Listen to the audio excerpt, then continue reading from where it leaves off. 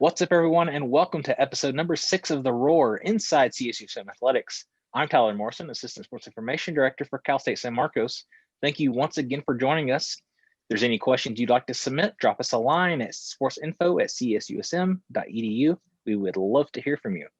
Today, we're talking academics and athletics. Joining us are Associate Director of Athletics, Todd Snedden, Faculty Athletics Representative Ben Cherry, and Assistant Director of Athletics for Academics, Compliance, Eligibility, and Student Services, David Nathanson. Gentlemen, thank you for joining the podcast today. Thank you for the invite. So I'd like to start on a light note. I'd like to go around the room here and have everybody give one interesting fact about yourself. Okay, Ben, you go. Oh, come on. That's how this is going to go? All right. An interesting fact. I'm a burn victim. I bet none of you knew that. Did not. I did not. There you go. Interesting fact. Done. Wow. For me, interesting fact is I am a CSU alum, but from California State University, Fresno. Okay. I'd say I'm from Albuquerque, New Mexico. That's where I grew up, but I call Miami home now, and I'm a huge Dolphins fan, as both of these guys know. Nice. I did not know you were from New Mexico. Random.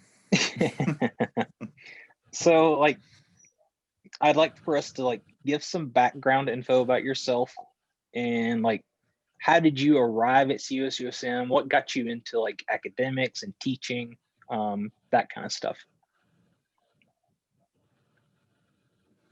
Sure. Oh, now you want to go? No, I was going to say I nominate Todd to go. Okay, I'll go. Perfect. Yeah, thank you for having us. For me, gosh, I'm going to date myself, almost 30 years. I got my career in academics started in 1991. That's hard for me to say.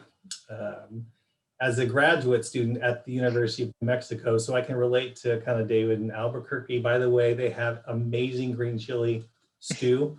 If you haven't been there, I highly recommend it. If you go by, if you drive through, grab some stew, it's amazing. But that's where I got my first start. I was a volunteer mentor working with men's and women's basketball. And that's when I knew I wanted to work with student athletes. And so my career, for the most part, at least at the initial stages, was in academics. I was an academic advisor at the University of New Mexico for about a year and a half. And then I moved back to San Diego, California, which is where I was from. And then I started an academic support program at Grossmont College, working with student athletes. And I transferred again. I transferred to San Diego State and was part of their academic support team, working with football, baseball, water polo, and swimming. And so that was fun, working in a Division I environment. And then I started a one-unit class there, a general studies class. But then our director of athletics, Jennifer Milo, recruited me to come up to Cal State San Marcos. And she will always tell you that Cal State San Marcos was a gold mine, and she knew I lived up here. So long story short, I ended up starting here in November of 2005, and I've been here ever since, so 15 years. And really, my goal when I started was to connect in the classroom, again, to provide a service and support for students because of the numbers. One of me as an academic support person versus at that time when I started, we had about 80 student athletes. So obviously today it's a little bit larger, but I met Dr. Joanne Peterson, and Dr. Peterson was starting a learning community across campus for different departments. And so that's how we got involved in the teaching aspect. And I've been teaching, I think, since 2007. David and I both now teach a GEL 101 course, really, which is a lifelong learning skills, time management, organization, academic and career planning, health and wellness, those types of things. So that's probably a long-winded response on my intro and current position as associate AD, but that's kind of the gist of it for me. Cool.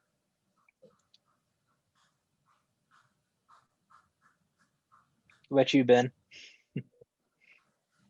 Well, I'll start in 1991 as well. That's when I started as a freshman in college. And the reason I'm starting there is because it was a really important transitional year for me. A lot happened in my family. My dad got cancer and passed away that year. So as a freshman in college, it was really, really challenging. And I had some incredible mentors who just came alongside me and helped me. And I think, and that part of the story is important, not just because Todd said 1991 and it triggered in me, but because after I graduated college, I started working in commercial real estate as part of a development team for office buildings and industrial buildings in San Diego. So I did that for a couple of years and I enjoyed it, but I didn't see it as my long-term career. And one of the reasons was because I kept thinking about these professors who had impacted my life. And I went and talked to a couple of them in a span of a week or two, and both of them independently told me that they thought I should become a professor and that's where they saw me in a career. And so thought about that, talked with my newly married wife about it. And so applied to grad school, ended up going to the University of Arizona, go Wildcats. While we were there, won a national championship in basketball. I was not on the team, might surprise some people who've seen me play. Not just kidding, I'm horrible at basketball. But anyway, U of A was a great place and again, had great mentors there. And I really realized that I wanted to be around college students. I liked that age. I liked the opportunity to impact them as I was impacted. And so was fortunate to get offered a job at Cal State San Marcos. I was from California originally. And so I was coming back to home, took the job in the year 2000. And within the first year, got involved with athletics and kind of it's a long story. I won't bore you with it, but met Coach Steve Scott. Many of you know him. And one thing led to another. He invited me and some other people to their meetings, which were basically athletics meetings, which meant 2 coaches and 2 staff people and 1 faculty athletics rep and me. I was just like an interested faculty member. And then in 2004, when the current FAR became the AD, our first like full-time AD, I became, and hopefully this will work right now. It's not showing up. Bummer. I was going to do a little reveal, but it's not showing up behind me. That's funny. Anyway, I became the faculty athletics rep in 2004, and I've really enjoyed that role and have gotten to see us grow from 6 programs with 2 coaches and about 60 or so student athletes to what we have now. It's just amazing. So I feel very fortunate to not only be a professor in the College of Business here, but also to be interacting with you guys and the student athletes. So I really enjoy the role, and I enjoy athletics as a pursuit myself, but also because of the important lessons that are learned as children and as college students that can be applied for the rest of their lives. So I want to be part of that, and I am part of it. So it's cool. Thanks. Excellent. What about you, David? Yeah, so my journey to CSUSM and working within academic support, it's kind of been a winding road, but I'll say something that's been a constant has always been that I've always been really passionate about education and the opportunities that it can give to someone. And so with that in the back of my mind, I graduated from the University of Oklahoma in undergrad with my degree in history. And I had always thought about teaching, and honestly, that's what I thought I would do. And so after working for a few years in a nonprofit, working with teenagers who were either on probation or were incarcerated in a facility, I decided to go to law school. And so I went to Indiana University in Bloomington for law school.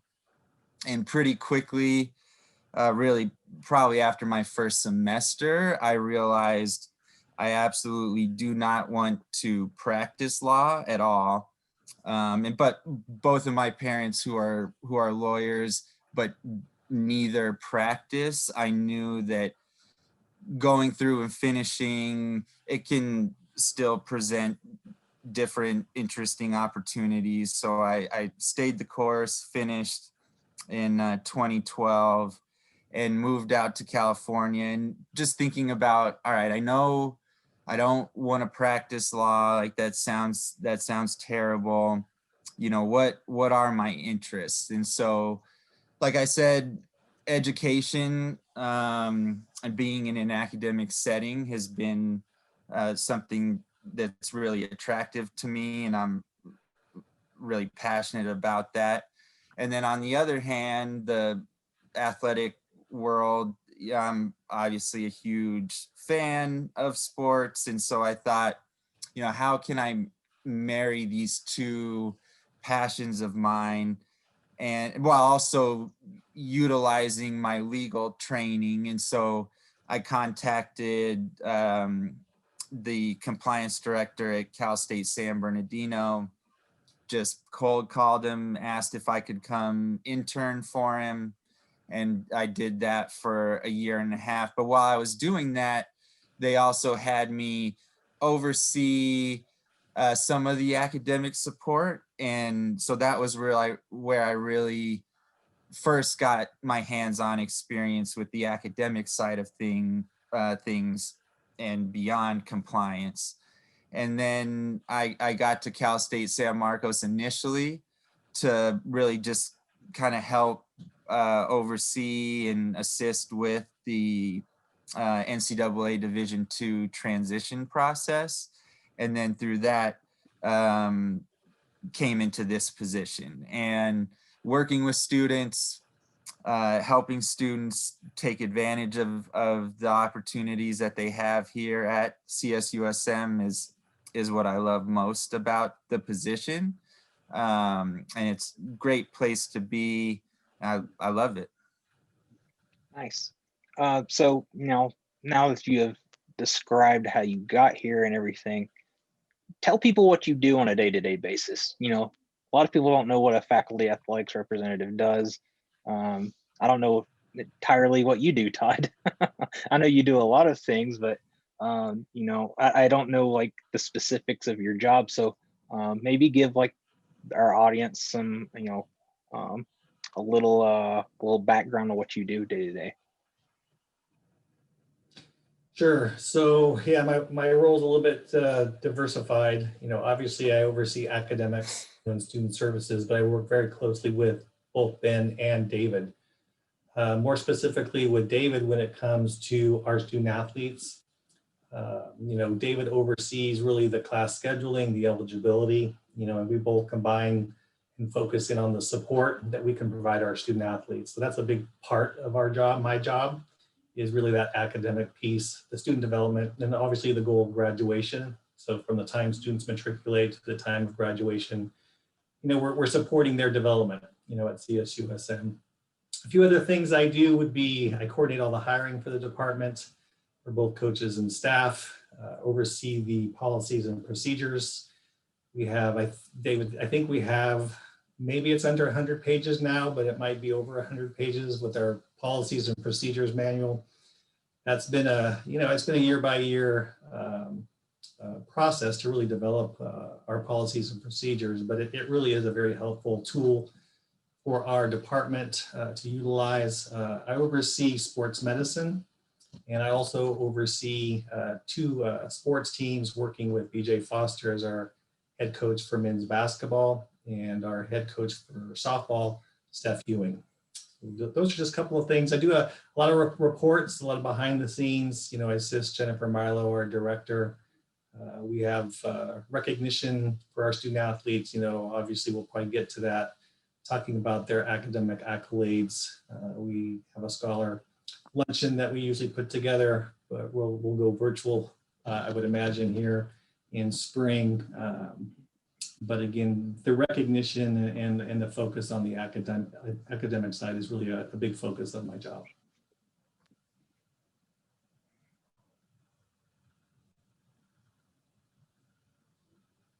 Sorry, I'll jump in. Sorry, what was that? Sorry, I was muted for a second. Oh, okay. I can go if you'd like, Tyler. Sure. Okay.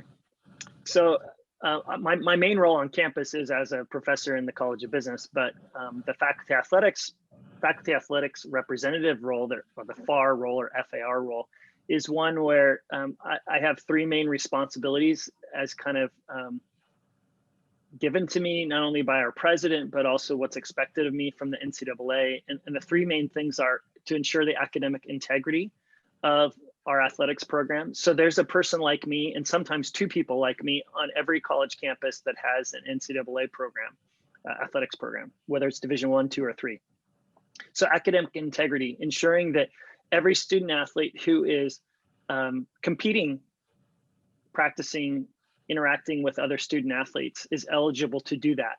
So there's various levels of eligibility, but the furthest eligibility you can get is the ability to compete against other schools. And so one of the main components of that is to ensure that each student athlete has achieved progress toward their degree every semester as they are progressing toward a college degree, because that's what we're all here for. And then part of that also is ensuring that they get passing grades, that they're standing with the university, that they're in good academic standing, and ensuring that they're not just taking a few units. So there's requirements by the NCAA for the minimum number of units, the number of units they need to accumulate in a certain period of time, and then also the number of units they need to accumulate in an academic year. So that's academic integrity. The second part would be about ensuring student athlete well-being. And that's really in concert with the athletics department. Jen, as our director of athletics, is ultimately responsible for what happens in the department. But I work with her and Todd and David and other people to make sure that our student athletes are well cared for by anybody else they're interacting with, by their student athletes, by their coaches, by our health and wellness kind of folks on campus, ensuring their mental, as best we can, ensuring their mental health or providing them resources for that, which has been particularly a challenge during this past year with so many disappointments. So academic integrity, the second would be ensuring student athlete well-being. And then the third would be what the NCAA refers to as institutional control. And what that means is that there is a person, the chief executive of the university, in our case is our president. President Neufeld has given me the opportunity to be her eyes and ears with what's happening in the athletics department. And so while she can't attend every meeting or she can't go to practices to take a peek at what's going on there, I can. And so that's what NCAA calls institutional control, because they want to make sure that intercollegiate athletics remains an endeavor of the university and not something that is a for-profit entity or something that is driving student athletes to do things that we wouldn't want students on the campus doing. So those are the three main components of it. What it practically means for student athletes is I look at each and every student athlete's transcript every semester to ensure that the eligibility roster is accurate. And the last step in that process, David plays a huge part in that role. And then our registrar's office plays a massive part in that as well. And then also stopping by practices, saying hi to students, going to as many competitions as I can, interacting with coaches. And anytime we have a head coach search, I'm one of the people that I get to individually interview them. And I really appreciate that opportunity to get to know our coaching faculty candidates. So trying to be visible to student athletes, trying to be present, as much as I can. And then also being a resource to student athletes with any interactions they have with faculty that, they want a different perspective, or I can provide a faculty perspective on things. So I'm kind of a bridge between athletics and academics. Gotcha. What about you, David?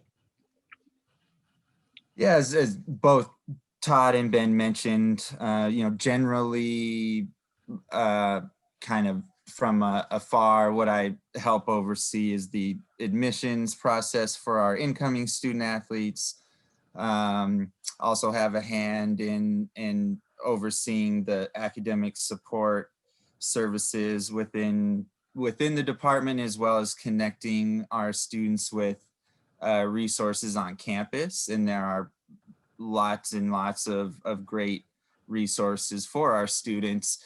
And then, as Ben mentioned, I also facilitate the certification process for our student athletes. So that process Ben was just talking about, with ensuring that our student athletes have met all of the different academic requirements to be eligible, as well as the financial aid and athletics scholarship process for our student athletes. So what's nice about my position is every day is a little different, and it's really pretty cyclical. So at any given point in the year, late summer, I'm dealing with getting ready for classes, and at any given point during the year, what I'm doing on a day-to-day basis will change. And so around registration, just dealing with registration issues in August, and then now in January, Ben and I are both dealing with certification. And so for me, I like that it's somewhat structured and predictable, but then there are always different issues that come up. And as soon as you think you've seen everything, an issue will come up that you never even thought possible. And so thinking through those issues and finding solutions, that's one thing I really enjoy about the position. And again, working with our student athletes, not necessarily advising them, but just more connecting them to the resources that are available, as well as guiding them on their academic journey as well. Nice. So I guess the next thing I want to ask is, we've been under COVID stuff since last March, and then we just had our first full semester with away from campus. What challenges would that have you three encountered, and how has that changed your everyday role? I could talk about this for an hour, I'm sure. I'll try to be brief. I would say the biggest challenges for me personally as a faculty member and as your faculty athletics representative to student athletes is interaction with students. I really have very little. Teaching in an online environment is totally different. And whether it's synchronous or asynchronous, I try to do things with synchronous and tried to connect through this little camera, tried to connect with Zoom going on and whatever presentation materials I had. And there were days I felt like I was a DJ and a counselor and like a conference speaker, because you're just talking, you don't get any feedback from students. I feel like I was talking to a void. So I don't want to whine about it, but I certainly would say that there's been, for me, massive interactivity loss with students. And as you heard me say earlier on, and I didn't know Tyler was going to ask this question, but the reason I got into this job in the first place was precisely for the thing that I've missed the most in the last 9-10 months.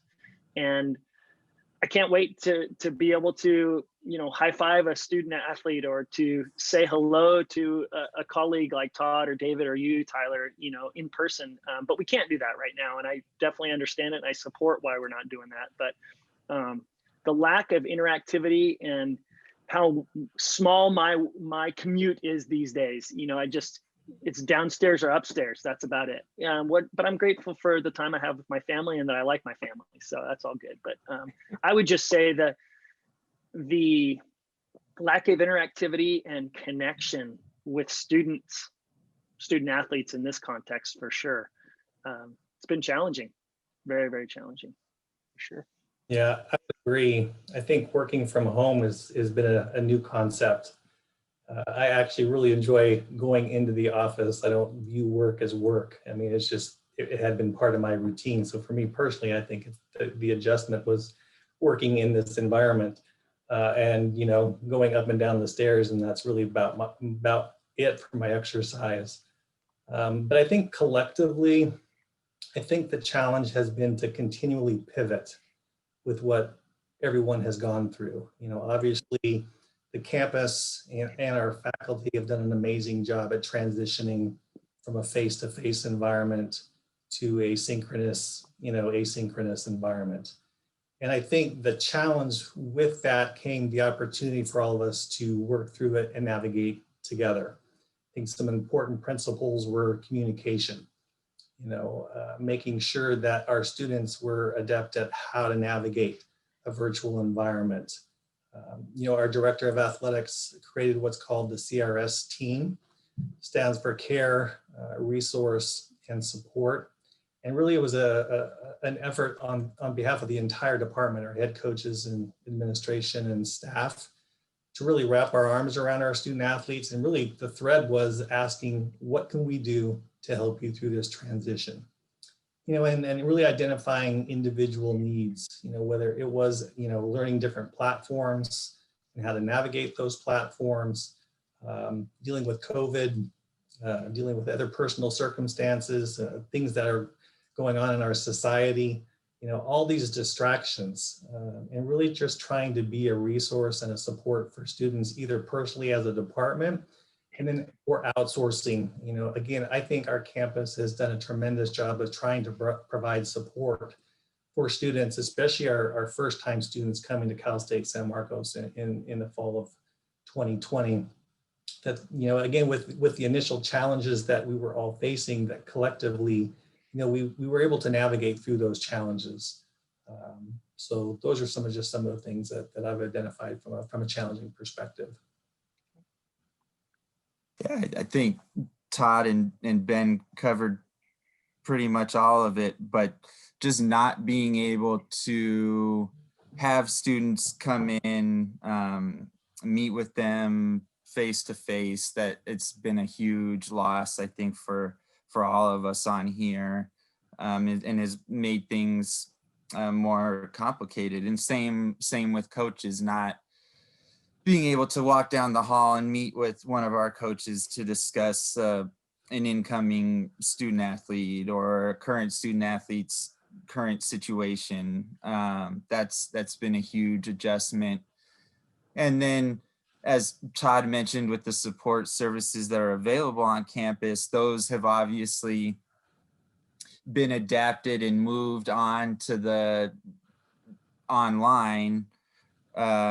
And so just learning the little differences with each and how to have students access all of that. You know, there's so many different platforms, whether it's Zoom or Microsoft Teams. And so that's certainly been a challenge, as well as just helping students navigate all of those. But I think just not being able to sit across from a coach, a fellow staff member, student athlete, and really connect and meet with them, that's, to me, has been the biggest adjustment. And, you know, speaking of those challenges for yourself, what have you found to be the biggest struggles for our students during COVID? I think, you know, for me, I initially articulated the various platforms, and I think that was initially challenging for students to figure out whether it was new to the campus with Cougar courses or maybe another platform that was being provided online. And it's just literally dealing with the online environment. Right. You know, especially if you're moving into an asynchronous class and the student is really ultimately responsible for following the timelines and the assignments that are being presented for that particular class. I think, again, that's where that pivoting came through, you know, where we're just trying to ask the questions, what do you need help with? What are you seeing? What are you having a hard time with? So for me, I think that initial challenge is getting the fall 2020 semester started and getting our students transitioned into the fall was probably the biggest challenge. I think in addition to that, what Todd said would be that for students in classes, I think it's challenged to stay engaged. We know that engagement in work and engagement in school impacts performance in those two venues. And same, I guess, could be said for engagement in their sport or engagement in their team impacts the performance.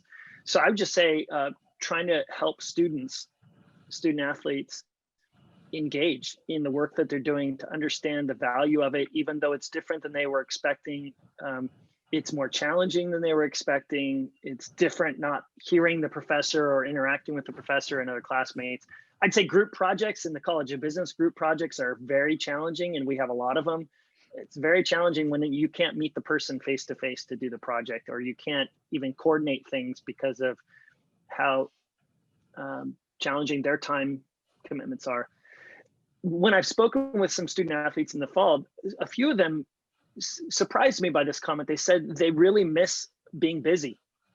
They miss having the structure of practice and competition, and knowing that every day was kind of the same, like a routine, that they had to create a routine, and that affected their well-being in some ways, because we know what impact exercise can have on us. So if you're going to play, a volleyball practice in a couple hours, and now you don't have that, or you go and run with your cross country teammates every morning and you don't have that, it's like you really miss not only the interactivity with other people, but you also miss the benefits of the physical exercise and the competitiveness that all of our student athletes bring. They wouldn't be college student athletes if they didn't have a deep desire to get better at their sport, a competitive spirit, and a desire to impact the team. So I think those are some of the challenges student athletes face. Sure. Yeah, and beyond the challenges with moving and taking courses online, I think, and as Ben touched on it, just not having that connection with teammates and coaches, I see has been the biggest challenge for our student athletes. The not being able to be with their teammates and coaches who help them and stay engaged, as Ben talked about. I think that's probably been the biggest challenge that I've seen. Sure. And I would just articulate, obviously, the challenge of not having competition. That has been a big focus for our student athletes and our coaches. And it's really supporting them through that transition, because that was obviously a big challenge that we all faced, but especially our student athletes and our coaches. And again, that's where we work as a team, where the resiliency comes from, and life's challenges. And, although the news was hard, we understand what we're facing.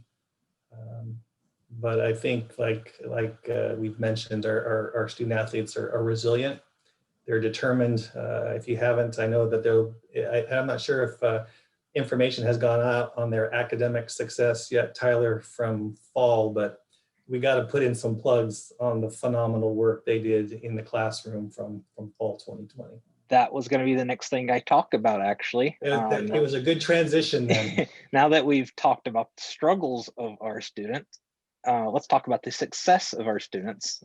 Coming yesterday, it was reported on, well, I don't want to date our show here, but we just got word that, our student athletes had their best fall semester ever. So what does that say about our students? They're able to adapt to a virtual environment and still have the success they've had. Yeah, it's simply amazing, phenomenal. I mean, with all the challenges and the adversity that they've faced over the course of the semester, to perform, well above average is just phenomenal. And I'm going to let Ben share the total number of 4.0s that we had, because it's such a milestone. But it's such a testament to are student athletes, that they're here for the right reasons, and then they really are student athletes. They pivoted well, they've transitioned into the virtual environment, and they demonstrated success. And we are very, very proud of what they've done in the classroom. So Ben, I'm gonna let you tout some of the stats if you'd like to do that. Man, that's great. What a treat to be able to say we had 41 student athletes in the fall, 41 who had a perfect 4.0 GPA, not a 3.96, not a 3, we didn't round up. They got A's in every course they took, 41 students. It's unbelievable. We call them Mangrum Award winners after the Mangrums who really were instrumental in helping us launch the athletics program and were major supporters over the years. But we also, in addition to those 41, our overall GPA for the department was a 3.22. Now in the spring, for spring 2020, we had a 3.41. Somebody might say, well, that's a drop. Why are you excited about that? Well, in the spring, we also didn't have F grades. If a student didn't pass a class, they didn't get a pass. So we had pass or no pass grades. So that it's amazing, which is our second highest ever, the 3.22. And then we had, 74% of our student athletes had above a 3.0 GPA. That's amazing.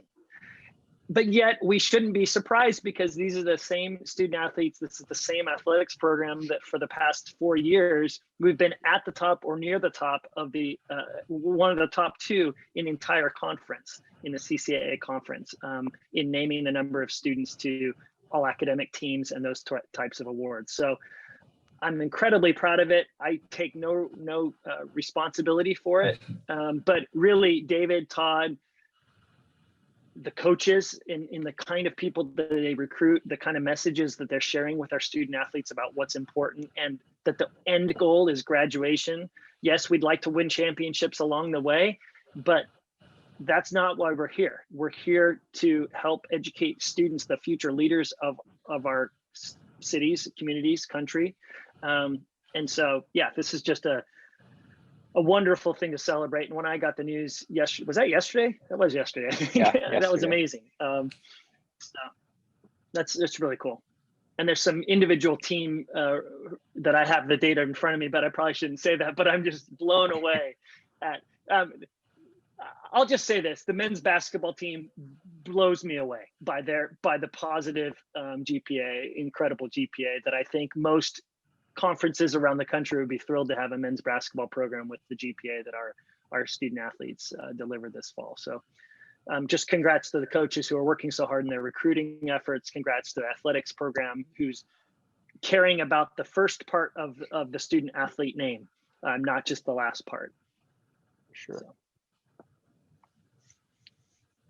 Yeah, I would just say it's, this continues the great academic success that our student athletes have had. And it, as Ben mentioned, I think it goes absolutely to the type of students that we have here, as well as to the with making academics a priority, and obviously not having practice or competition in person this year has been difficult. But I think our coaches have been able to take that as this is now an opportunity to really buckle down and do really well academically, get ahead in terms of graduating, and our students have just run with that. And so I really credit, obviously, the students. They put the time in, the work in, but also our coaches for making academics the top priority, and then also with who they recruit. That's obviously a huge part, is who we're bringing in here. So it was a great semester.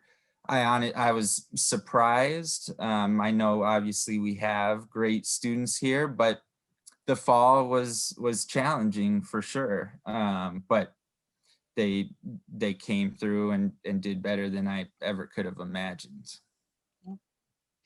And keeping up the positive theme here, my next to last question for you guys. What is the most rewarding thing about your job? Wow, just one?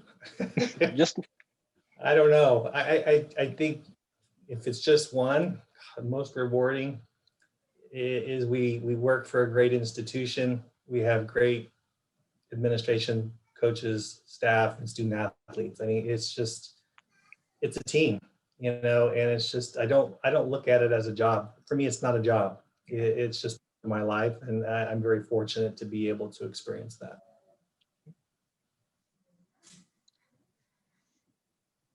I'll say, you know, I said it before, working with the students, but you know, now I've been here 6 years, and so I've had an incoming class of student athletes come in, work with them throughout the admissions process, help, you know, meet them at orientation, help them register for courses for that initial semester, go from that through watching them graduate. And that's just been so great to see their transformation and growth. And so that for me would easily be the most rewarding thing. Yeah, graduation for sure is a reward. It's unfortunate because it really only happens kind of once a year formally, but I would add to that the things that happen a little more frequently would just be either the correspondence that a former student or student athlete communicates something to me about something they remember from class or something they remember from an interaction or a conversation we had, or maybe they don't even communicate directly to me, but I see on LinkedIn or somebody forwards to me, hey, did you see what so-and-so did? They were on the, you know, women's basketball team a few years ago. Or did you see what happened with, you know, the guy that ran the, you know, the 5K for us, you know, a few years ago? Like that's incredibly rewarding. Even if I didn't have a big part to play in that person's success, I probably had, if anything, a teeny little part to play. But there's a few students that come to mind just as I'm saying that. Student athletes who succeeded academically and athletically. I think about the student athletes that I had personal conversations with about their life and about challenges they were experiencing. And to know that we have gobs of students who overcome incredible challenge every day and face the world like they face their opponent, and they just buckle down and do their best. And that's incredibly rewarding. Sure. I've experienced that myself, you know, my first job, you know, you're meeting these shy, timid freshmen. And then when senior year comes around, they're these, you know, team leaders and captains, and, you know, they're leading their team as well as they can. And, you know, it's always like, it's super great to see, like, you know, like what you just said, Ben, like we might not have like a part in it, but you know, it's rewarding to see the progress that they've made over the years. And then lastly, I wanted to. Can I say something real quick to Sure, that, Tyler? Go ahead. I think the benefit that we all have with student athletes is we get to see dimensions of a student that other faculty and staff on campus don't get to see. Because, for example, my faculty colleagues, they see a student as a student, right, in their classes. And sometimes if the student lets them in on something about their life, they see a different dimension. But as you just explained, you get to see the student athlete from a freshman to a senior captain. You see the student athlete from the practicer to the competer. You see the student athlete from them studying. I know you travel with some of the teams. You see them studying and putting in the hard work on the bus, you know, instead of listening to music or something else. That, like that, you see dimension of the students that just other people on campus don't get to see, and that's such a benefit. For sure. So sorry, I jumped in there. No problem. Yeah, and then lastly, what words of advice would you give our student athletes and students in general as we head into the spring semester?